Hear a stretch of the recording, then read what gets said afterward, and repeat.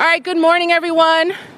My name is Sandy Nurse. I am the co-chair of the Progressive Caucus. I'm here with my co-chair, Shahana Hanif, our Deputy Speaker, Diana Ayala, who we love, Councilmember Gail Brewer, Councilmember Alexa Aviles.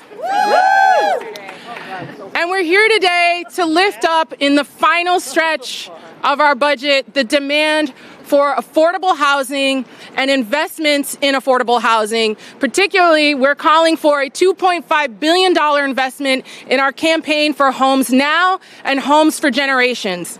This is a campaign that will fund two pre-existing programs. This is not something you have to start from scratch. It's a Neighborhood Pillars program to protect rent-stabilized buildings and for Open Doors, which would create pathways to low-income apartment ownership. This is easy. These are programs that we could use right now to protect our communities, our neighbors, our tenants, and keep New Yorkers here. So today we're going to hear from a number of people. I'm going to bring up first our Deputy Speaker, Diana Ayala. What a beautiful day. And it's not too hot. It's not too hot. So we'll make it through this. So good morning, everyone. I'm Deputy Speaker Diana Ayala, and I am proud to represent East Harlem and the South Bronx neighborhoods of District 8, and to be a leader in our historic, most diverse women majority city council. Yes. Thank you to the Progressive Caucus co-chairs, Sandy Nurse and Shahana Hanif, for being here today and for being our MCs for this event, and to the budget negotiating team and Progressive Caucus for partnering in organizing it. I want to thank my fellow council members who are here today for being on the front lines of this fight for safe and stable, affordable housing. I mean, this is their life's work, and we're really excited to be here. I also want to thank all of the local partners that are here today.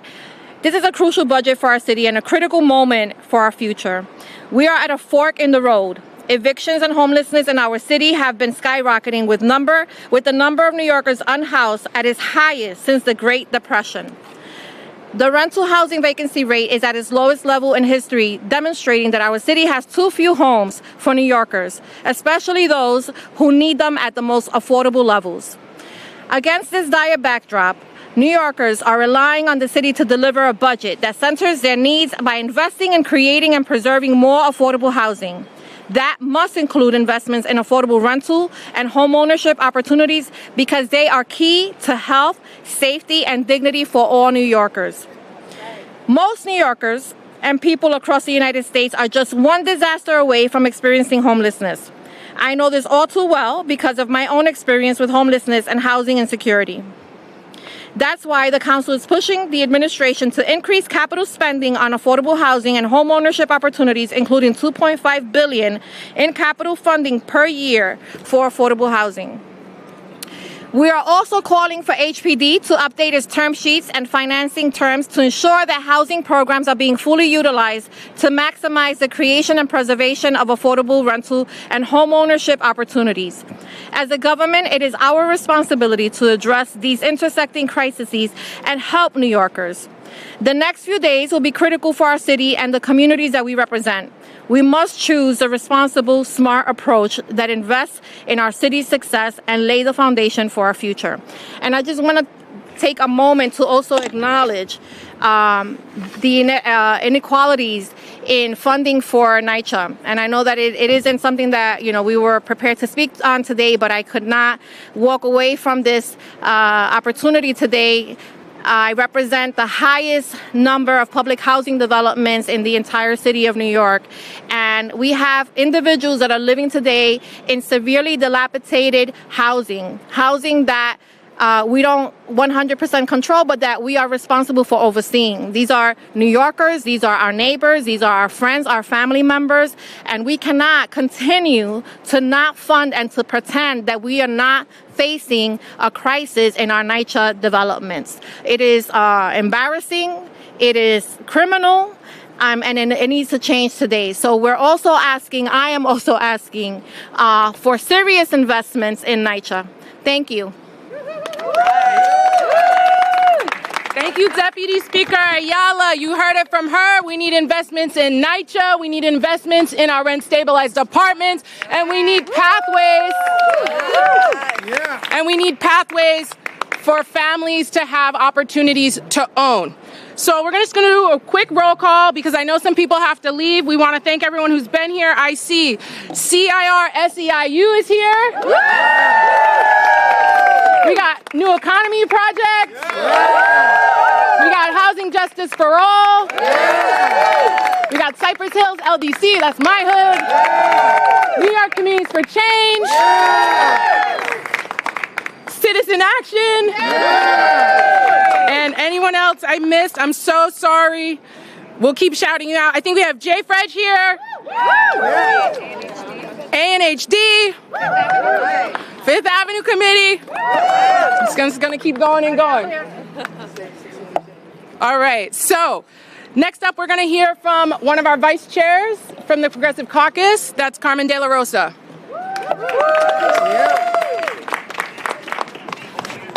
Good morning, everybody. So I am so proud to be here as the co-vice chair of the Progressive Caucus, but also the chair of the Labor Committee.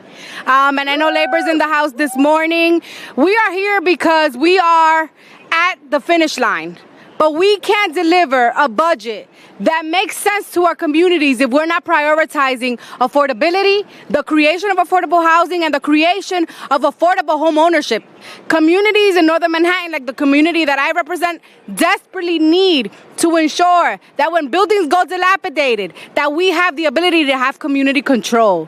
That when we are developing our city, that we are doing so by keeping in mind that New York City must remain affordable for the working class people of our city. And so we are here, almost at the finish line, thanking our speaker and her leadership team for making sure to show up for New Yorkers who are desperately asking us for affordable housing that includes the preservation of NYCHA, that includes our Homes Now, Homes for Generation campaign, $2.5 billion towards guaranteeing homes for people who desperately need it. That is the mandate that we were given when we were elected, and we hope that we can pass a budget that delivers for our community. So thank you so much for having me, and I'm looking forward to victory at the finish line. Looking forward to victory.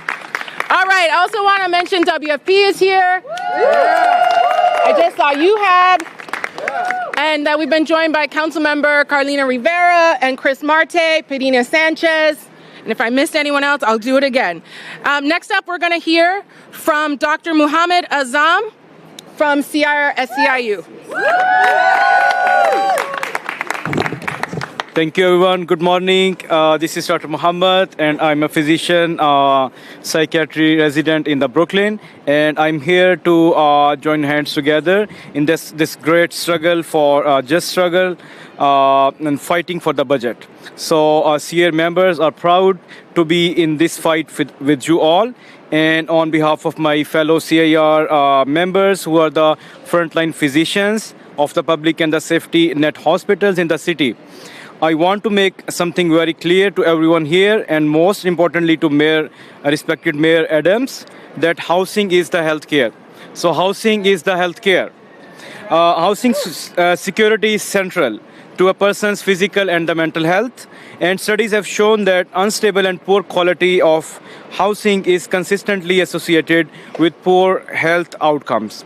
So ranging from the depression to childhood asthma to missing necessary medications, eviction during the pregnancy has been shown to have negative effects on the health of the newborn infants.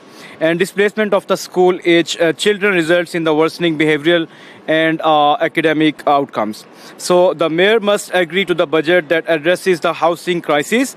It is a matter of the public health. So as a doctor, we see every day how the housing crisis is harming our patients. And for many of our members, we share the same struggle as well. We as a doctor are not immune. We have to pay the rents as well. So we also need the better housing.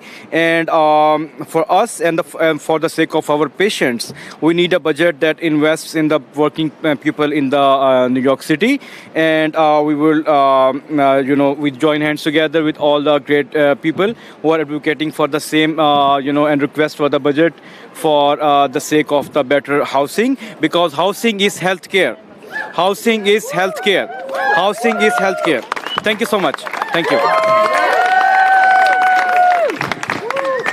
All right. Thank you, Dr. Muhammad. Housing is healthcare. Housing is healthcare. Housing is healthcare. All right. Okay, so next up, we're going to hear from Rachel Fee from New York Housing Conference. Thank you. Good morning. My name is Rachel Fee. I'm Executive Director of the New York Housing Conference. I want to thank Progressive Co-Chair Councilmember Nurse and Hanif for having me here today, Deputy Speaker Ayala, and all the members here. We're here today calling for an increase to the capital budget for housing. New Yorkers are facing unprecedented challenges in finding and affording affordable housing. Increased capital investment is critical to maintain affordable housing production levels, given rising construction costs and borrowing rates. New York Housing Conference projects a 32% drop in affordable housing financing under Mayor Adams' proposed capital budget. With new construction being the hardest hit, we'll see half the number of new construction affordable homes from HPD under the current budget. With record homelessness, the lowest vacancy rate recorded in New York City history, and skyrocketing housing costs, now is the time to act. It is imperative that the city adds funding to increase affordable production, including funding to move the significant pipeline of affordable projects ready to go. Commissioner Carrion said he has 750 projects waiting in the wings. Let's not delay getting New Yorkers the affordable homes they need. Thank you. All right, thank you, Rachel Fee. Next up, we're going to have Reverend Dr. Chloe Breyer, Executive Director of the Interfaith Center. Oh, I was like...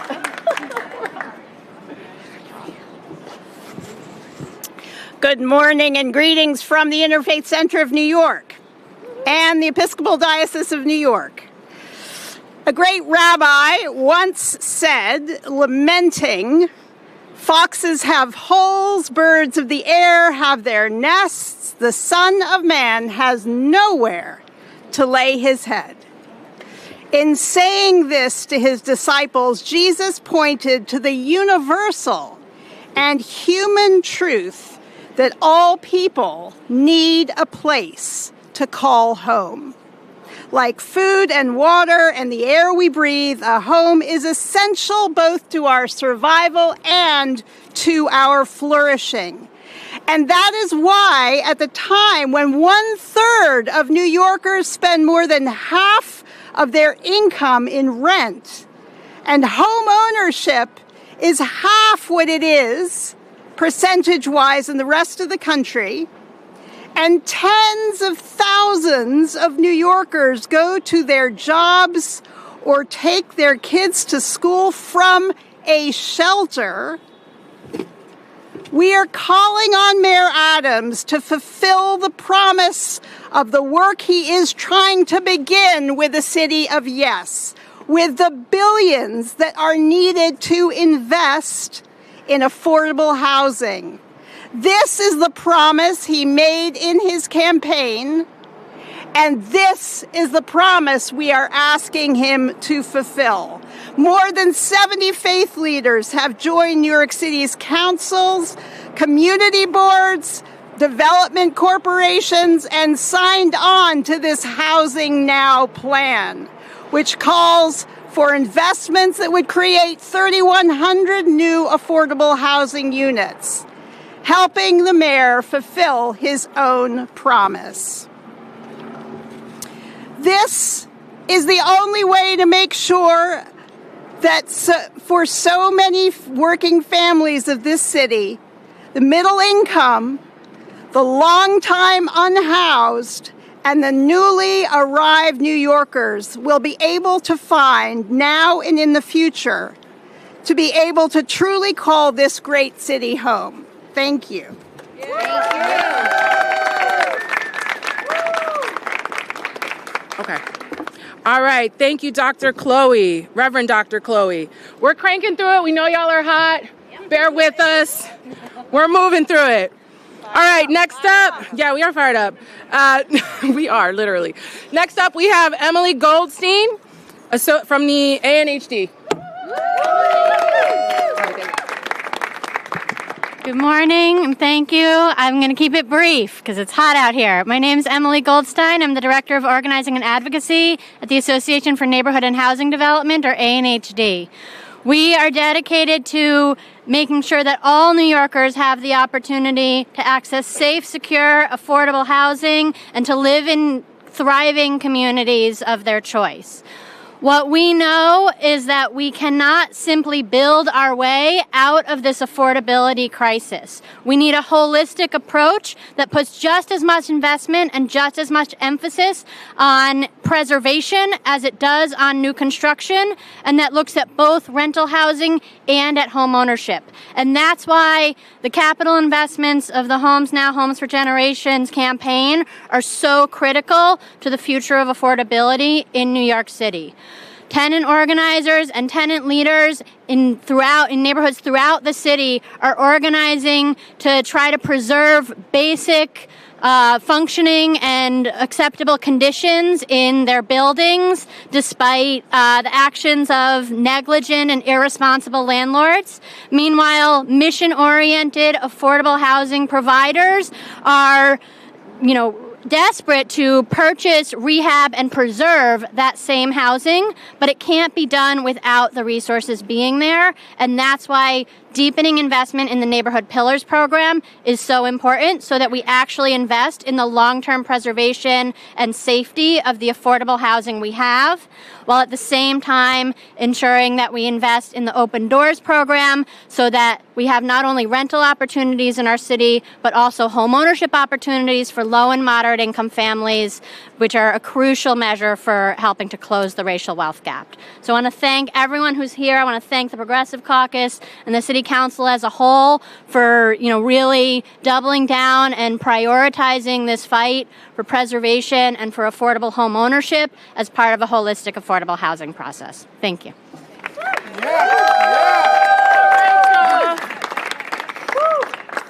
We got a great coalition. We've got a lot of faith leaders here. So next up, we're going to hear from Reverend Mira Sawlani-Joyner, Minister of Justice, Advocacy, and Change at Riverside Church. Thank you so much, everyone. When I say homes now, you say homes for generations. Homes now? Homes for generations. Homes now? Homes for generations. Louder, one more time. Homes now? Homes for generations. Thank you. Homes now and homes for generations is about dignity. And the Riverside Church believes in the fundamental dignity of every person in our great city. We at Riverside Church, fellow New Yorkers, support the Homes Now, Homes for Generations campaign because it is a moral imperative that we invest in the well-being of our community.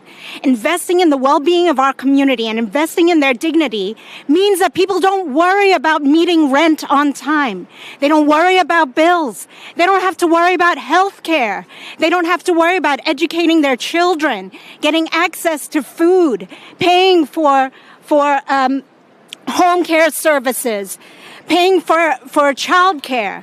Dignity means affordable housing and affordability all around. Our faith teaches us to love our neighbors and to care for the least among us, but too many of our neighbors are struggling to find a safe and affordable place to live and basic necessities such as food and quality health care. And that is keeping them from thriving.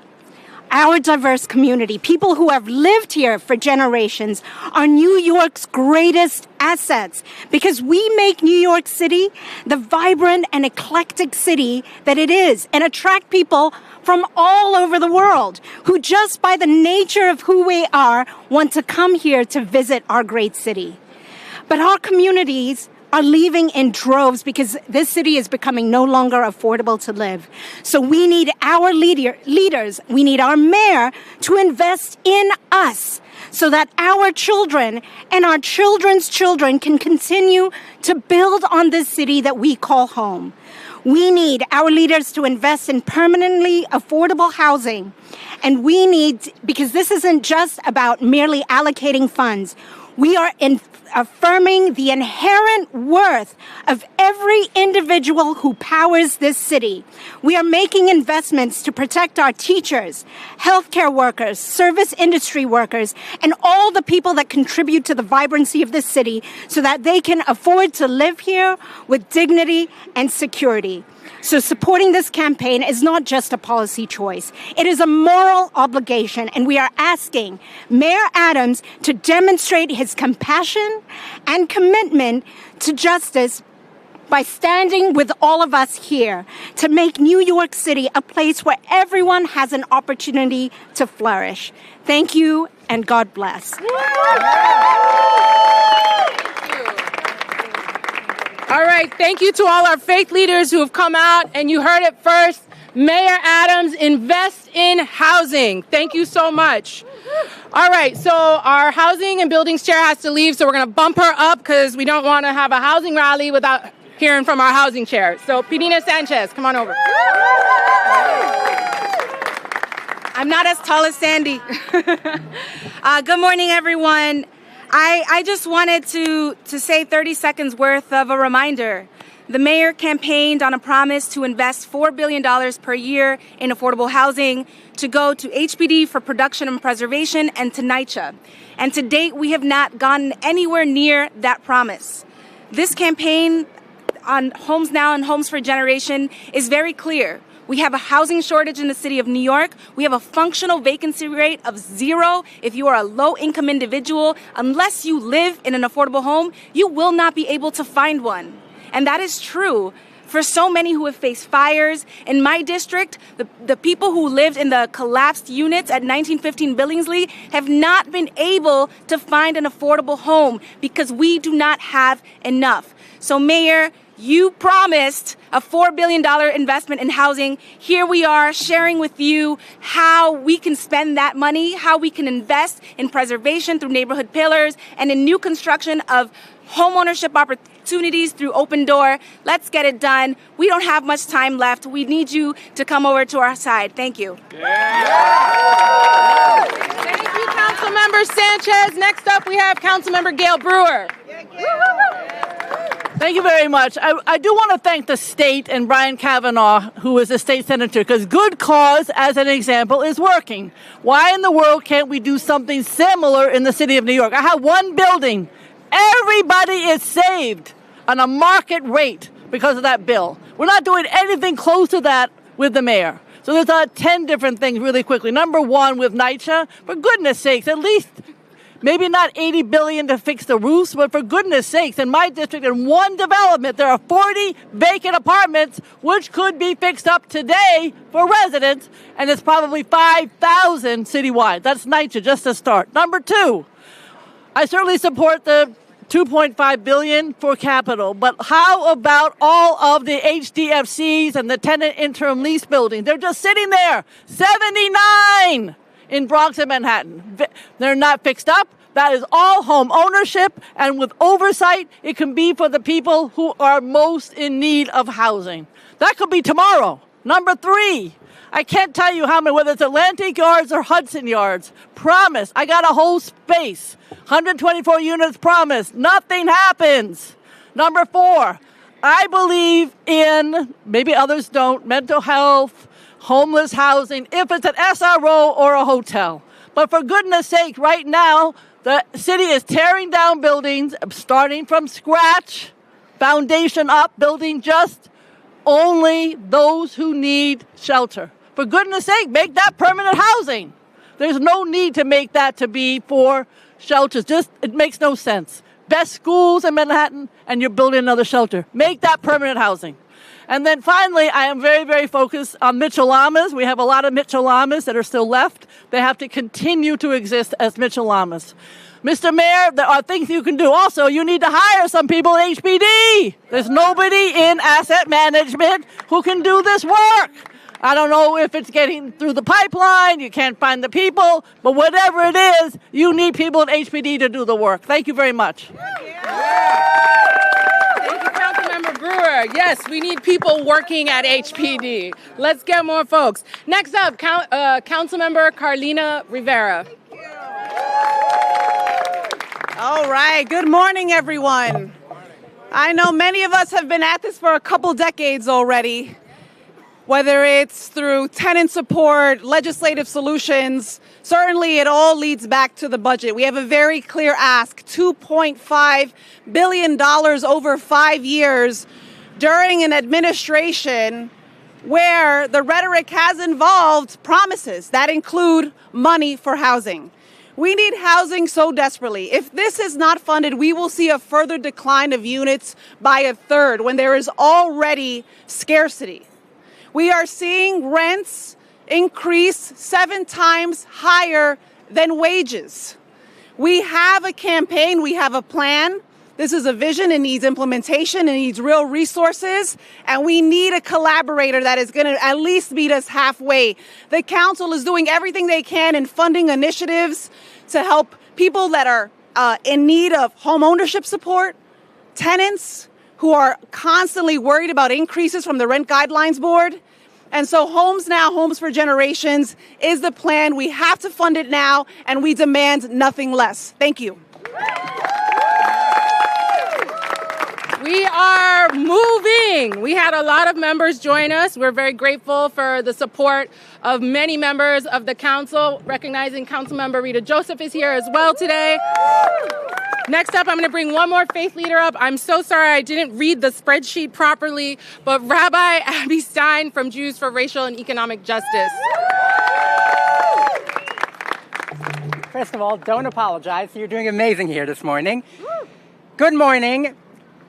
I have a message to share on behalf of Jews for Racial and Economic Justice and Tirdov, which is the rabbinical coalition in New York City. But before I say that, I want to get personal for a second because it's Pride Month. I am queer, in case it isn't obvious. And when I came out to my parents, their reaction was to shun me. And I found myself a lifelong New Yorker who has only ever lived in New York. Both of my parents are from New York. All of my grandparents live there. And I found myself houseless. And New York City, which is the richest city in the U.S., one of the richest places in the world, and it took me over a year with help and support from organizations and nonprofits to be able to get anything. The one group of people that were supposed to help, the group that, let me say, as a Jewish leader, the Torah, the Bible, our Judaism doesn't recognize such a thing as houselessness to the extent where that should not exist. We don't have conversations about how do we deal with people who don't have homes because that isn't supposed to exist, because we have an obligation to house every human being. And shockingly enough, that is part of our law here. We're supposed to have a right to shelter, and at the same time, the same mayor who promised $4,000 a year, the only thing he has managed to do is cut that and cut that and cut that. That needs to end.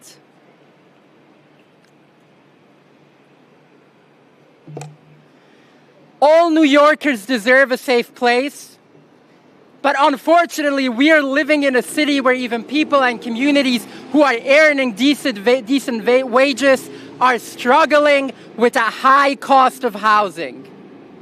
It's not just people who are struggling to make ends meet every month, but even working and middle-class families cannot afford a very basic living in the city. Now more than ever, we need a mayor, we need a city government who is working to make the city affordable. Not more affordable, because at the moment it isn't affordable to more than half of New Yorkers.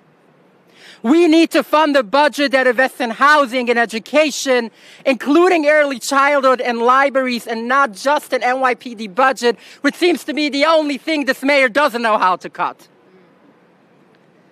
The New York City budget can help change people's lives for better, and we need to do it. At Youth for Racial and Economic Justice, we envision a world where new New Yorkers and longtime New Yorkers alike have a home that they can afford. At JFresh, we envision a world where there's a true community safety by funding programs like education, libraries, mental health services that actually help keep us safe, not give $225 million for a cop city. I'm here to call today on Mayor Adams to fund homes now, fund homes for generation at $2.5 billion, which is almost half of what he promised us every year. We can do it. We will do it. We will be back. We will hold this mayor accountable. Thank you. All right. Thank you, Rabbi Abby Stein. Next, we got 3 more speakers, y'all. We're almost there. It's a marathon. All right. Next up, we have Councilmember Shaker Krishnan. Thank you so much, Councilmember Nurse. Good morning, everyone. Thank you all to our Progressive Caucus co-chairs, all the organizations who are here. I'll keep it very, very quick. Housing is the most urgent crisis in the city. We know that, right? It connects to everything else around us.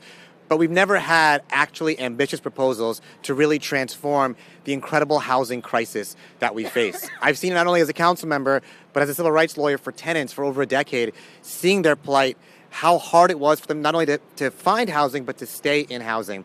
Our council proposal is truly not only reasonable, but actually a way to address this housing crisis at its core, to focus not only on tenants, but also on low-income and moderate-income home ownership, which is a huge part of the housing crisis that isn't talked about.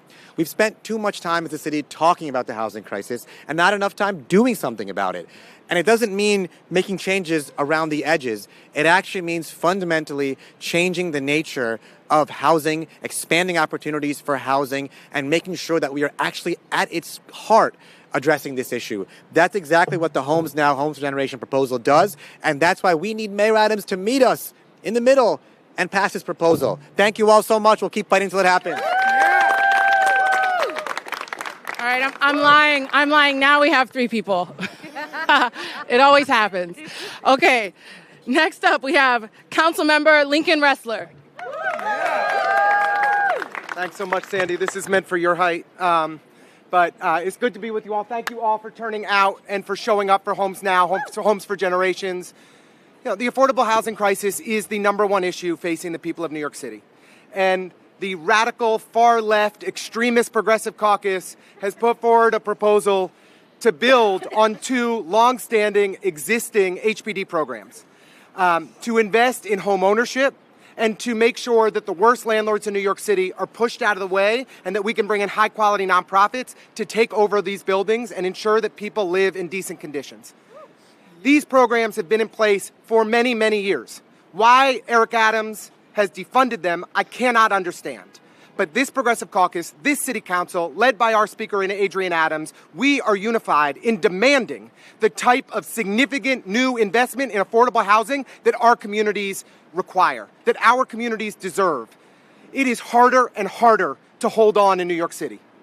1 in 3 families is paying a majority of their income in rent. It's just too damn expensive. These are the investments that we need. We need them now. We need them in this budget. We should not pass a budget this week. We will not pass a budget this week without the investments that our communities demand in Homes Now, Homes for Generations. Let's fight together and make this happen. Thank you all. All right. Thank you, Councilmember Ressler. Next up, Ana Maria from WFP. Hola, mi gente. All right, so my name is Ana Maria Archila. I'm with the Working Families Party, and I am so proud to stand next to Working Families champions. I want to start by thanking the Speaker and the Progressive Caucus for doing the thing that New Yorkers need. Let's be clear. 3 years ago, Mayor Adams campaigned on a promise of actually addressing the needs of working-class New Yorkers, and he has had several years now to do it and has not done it. It has been the council at every step forcing his hand to actually meet the most basic needs of New Yorkers. The idea of housing is essential for the future of this city. the concept and the proposal of the Progressive Caucus of addressing the housing affordability crisis now, creating homes now, by making sure that rent-regulated apartments are protected, by making sure that people can afford to buy a home, that idea is essential. But the idea of building homes for a generation is absolutely what we need. And that is the responsibility of a mayor, and he has failed at every step.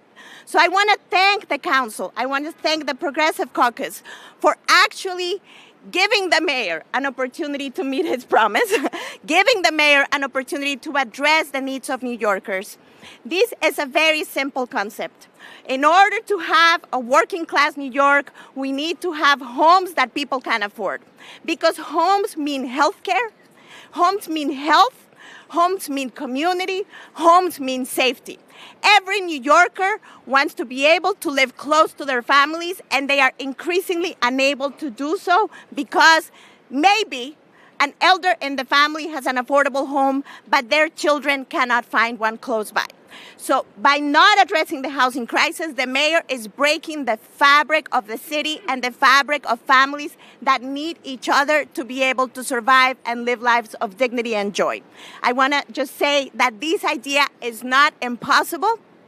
The mayor has an opportunity right here, right now, to listen to the council that has majority women. It is not lost on me that it is women who actually, that now that we have a council led by women and majority women, the focus is on housing, the focus is on childcare, the focus is on education, because women really know that what families need are a safe home and good schools and opportunities to thrive for everyone. So thank you, thank you, thank you. We can do this. Let's make it happen. Let's bring it home. Quiero hablar un momento en español. El alcalde de Nueva York hace años le prometió a todos los neoyorquinos que iba a enfocar sus esfuerzos en las necesidades de las familias de clase trabajadora. Y por varios años él ha fallado en esa básica promesa y ha sido siempre el consejo de la ciudad, la vocera del consejo, las líderes del caucus progresista que han estado obligando y forzando al alcalde a cumplir sus promesas. Quiero darles las gracias por presentar una idea absolutamente necesaria, pero también simple y básica, y es que tenemos que proteger a las personas que puedan acceder a vivienda asequible y también que puedan comprar viviendas. Esas dos ideas son necesarias para responder a la crisis en este momento y para crear una Nueva York que le pertenece a la clase trabajadora. Muchas gracias. All right, can I get some energy for our last speaker? We want homes now. Home for generation. We want homes now. Home for generation. And homes now. Home for generation. All right, please welcome my co-chair, Councilmember Shahana Hanif, who's going to close us out. Thank you. Could we make some noise for my co-chair, Councilmember Sandy Nurse? Homes now. Homes for generation. Homes now. Homes for generation. Homes now. Homes for generations. The Progressive Caucus, with the leadership of Speaker Adams and our council, has been clear on a vision to house every New Yorker. This is not bold. It is not a bold idea to house New Yorkers. This is good governance. This is good policy. This is moral, and it is just. It is doing the right thing because we love this city. We love this city. I call it my home every single day. Every New Yorker should feel that deep sense of safety and security and not need to think that they are gonna get evicted, displaced, forced out because of construction, illegal construction and work. Our mandate is clear and the time is running out. We are in the final days. You have heard from housing advocates, housing producers, faith leaders, progressive organizations, immigrant rights groups, our community boards, our council champions who are even outside of the Progressive Caucus. We are united on this front, on the basic dignity of housing. And we will deliver. That is the mandate from the Progressive Caucus and this council. This mayor has an obligation to his constituents. And I know that this mayor also loves this city. So it is time to demonstrate that his administration is up to govern and to do it well. And we begin by housing every single New Yorker. Thank you all so much for joining us. The fight continues because we are in the final days of this push. We believe in dignity, joy, and compassion. And I'm so, so proud that every New Yorker is behind us. Thank you. Thank